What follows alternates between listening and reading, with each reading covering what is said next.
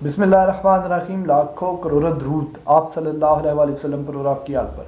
नाज़रीन, आज के इस लेक्चर में हम लोग बात करने वाले हैं सक्सेशन सर्टिफिकेट के बारे में कि जब कोई बंदा फोत हो जाए और उसके पैसे जो है उसके बैंक अकाउंट में होते हों तो उसके जो वारसान हैं जब बैंक में जाएं और वो अपने पैसे जो है वो तलब करें तो बैंक जो है उनसे एक सक्सेशन सर्टिफिकेट जो है वो मांगता है।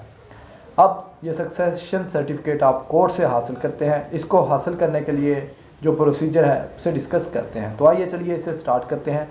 आप अपने एक वकील साहब से रब्ता करेंगे।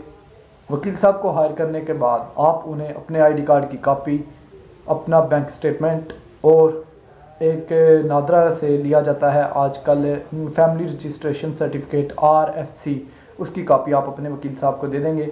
आपके वकील साहब एक दावा जो है वो तैयार करेंगे सक्सेशन सर्टिफिकेट का और सारे डॉक्यूमेंट्स उसमें लगा के वो आपका दावा दायर कर देंगे। दावा जो है सीनियर सिविल जज को दायर किया जाता है।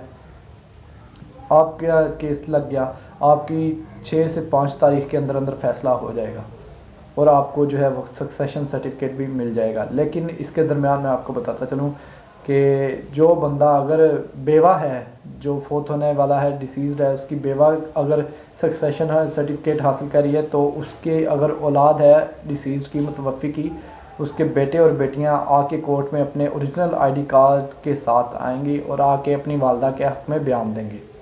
और अगर कोई उसका बेटा हासिल करे तो बेवा, उसके भाई, उसकी बहनें अपने उस भाई के हक़ में बयान देंगे। अगर कोई बहन जो है वो सक्सेशन सर्टिफिकेट हासिल कर रही है तो उसकी माँ, उसके भाई और उसकी बाकी बहनें उसके हक़ में जो है वो बयान देंगी। और ये सारे बयान एविडेंस होने के बाद कोर्ट जो है वो सक्सेशन सर्टिफिकेट के ऑर्डर फरमा देती होती है।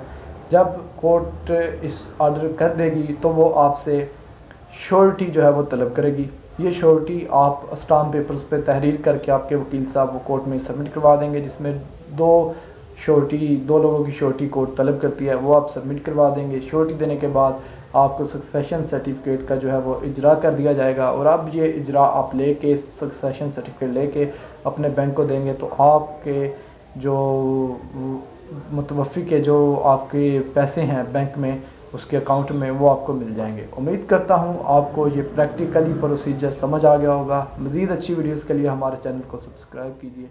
शुक्रिया। अल्लाह हाफ़िज़।